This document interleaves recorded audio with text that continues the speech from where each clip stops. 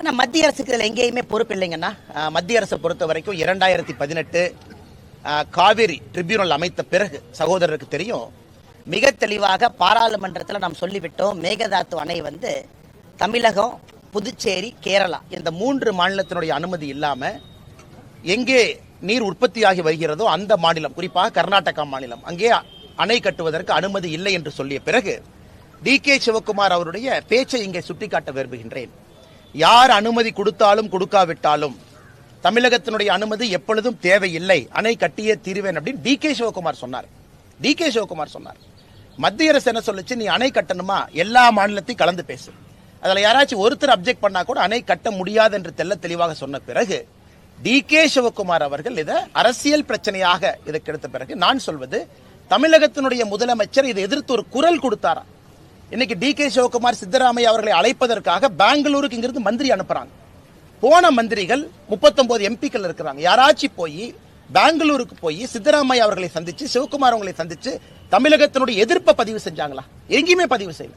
எல்லா இடத்திலும் உரிமை விட்டு கொடுத்திருக்காங்க. கேரளாவை பொறுத்தவரை செண்பகவல்லி அணை, அது உங்களுக்கு தெரியும், 1953, 73 பல காலகட்டத்தில் பிரச்சனை வந்த பொழுது கர்ம வீரர் காமராஜர் ஐயா முதல் பிரச்சனையை தீர்த்தாங்க. இரண்டாவது பிரச்சனை வந்த பொழுது புரட்சி தலைவர் டாக்டர் எம்ஜிஆர் ஐயா அவர்கள் தமிழகத்தினுடைய பணத்தை தூக்கி கேரளா கொடுத்தாங்க, ரிப்பேர் பண்ணிக்கணும்.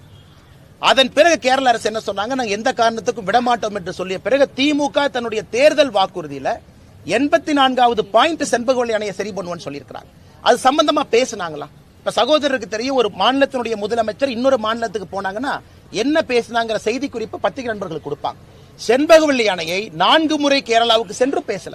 ஆனால் எங்களுடைய ஆதங்கம், நாங்கள் சொல்வது மத்திய அரசுடைய வாதமாவே வச்சுக்கோங்க. ஏன்னா ஆளும் கட்சியாக இருக்கக்கூடிய தமிழக பாரதிய ஜனதா கட்சி மத்தியில் நாங்க சொல்றோம், இது இல்ல எதிர்ப்பு தெரிவிச்சாச்சு. அப்படி இருக்கும் பொழுது திமுக வாயை திறந்து அவர்கள் எதிர்ப்பை பதிவு செய்வதற்கு கூட என்ன பிரச்சனை தான் நாங்க கேட்கிறோங்கன்னா, பந்திப்பூர்ல இரவு நேர போக்குவரத்து பிரச்சனை, இது 2 மாநில அரசும் உட்கார்ந்து ஒரு முறையாவது பேசலாமே, உச்சநீதிமன்றம் தீர்ப்பு இருக்கலாம். இருவரும் உட்கார்ந்து ஒரு முறை கூட பேசலையே. பொம்மை சந்திரா டு ஹொசூர் அந்த 23 கிலோமீட்டர் மெட்ரோ லைனை போட்டீங்கன்னா ஹொசூருடைய வளர்ச்சி எப்படி இருக்குங்கன்னா, எப்படி இருக்கும்? அதுல பெங்களூர் என்ன சொல்றாங்க, இல்ல பெங்களூருக்கு வெளியிருந்து தான் கனெக்ஷன் கொடுப்பேன், நமக்கு Bangalore central to Hosur connect பண்ணணும் நாம கேட்கிறோம். இது சம்பந்தமா ஒரு பேச்சுவார்த்தை நடத்துனீங்களா?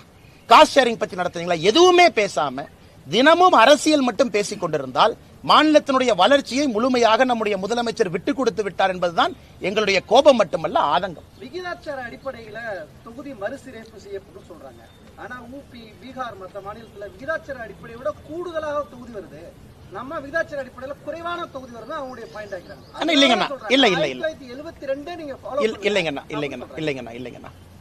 இன்னைக்கு 1971 சென்சஸ் நடந்துச்சு கடைசியா, அதாவது இந்த தொகுதி மறுசீரமைப்பை பொறுத்தவரை 71 சென்சஸ் வச்சு நாம சுதந்திரத்தின் பொழுது இந்தியாவில் இருக்கக்கூடிய மொத்தமாக லோக்சபா எம்பி 469.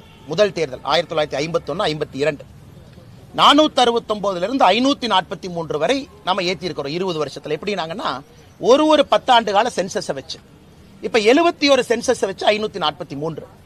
இன்னைக்கு நீங்க மறுபடியும் 1971 சென்சஸே நீங்க வச்சு கொண்டு போறீங்க அப்படின்னா கூட தமிழ்நாடு போன்ற மாநிலங்கள் நாம மக்கள் தொகை கட்டுப்பாட்டை எப்பவே அடைஞ்சிட்டோம். 2.1 ஃபெர்டிலிட்டி ரேட்டை அடைஞ்சிட்டோம். இன்னைக்கு நாம் கேட்பது தமிழ்நாடுக்கு 7.17, மொத்தம் 543ல 39 7.17. அது அன்னைக்கு காலகட்டத்தில் நமக்கு நியாயமா கிடைச்சிருக்கு. இன்னைக்கு யூபி போனீங்கன்னா 30 லட்சம் 28 லட்சம் பேத்துக்கு ஒரு எம்பி இருக்கிறாங்க, நமக்கு 18 லட்சம் 16 லட்சம் பேத்துக்கு இருக்கிறாங்க.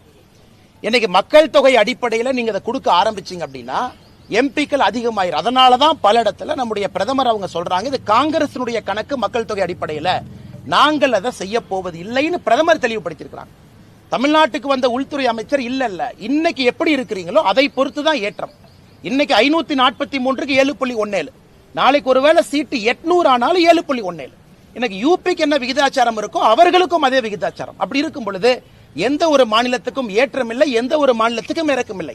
எங்களை பொறுத்தவரை இது சரியானதாக இருக்கும் என்று நாங்கள் கருதுகின்றோம். விகிதாச்சார அடிப்படையை தவிர நீங்க எந்த ஆக்ஷன் எடுத்தாலும், நிலப்பரப்பு வச்சு போலாம், யூபிக்கு நிலப்பரப்பு பெருசு, இல்ல நம்ம மக்கள் தொகையை வச்சு போலாம், யூபிக்கு மக்கள் தொகை அதிகம். 1971 பாப்புலேஷனுக்கு பின்னாடி நீங்க கணக்கு பார்த்தாலும் சகோதரருடைய கேள்விக்கு யூபி இன்னும் அதிக மக்கள் தொகை தான் இருக்கிறாங்க. நீங்க 2 மக்கள் தொகையும் பேலன்ஸ் பண்ணா கூட. ஆனா தமிழ்நாட்டுக்கு நல்லது, இந்தியாவிற்கு நல்லதுன்னு கணக்கு பார்த்தீங்கன்னா விகிதாச்சார அடிப்படை மட்டும்தான் நல்லது.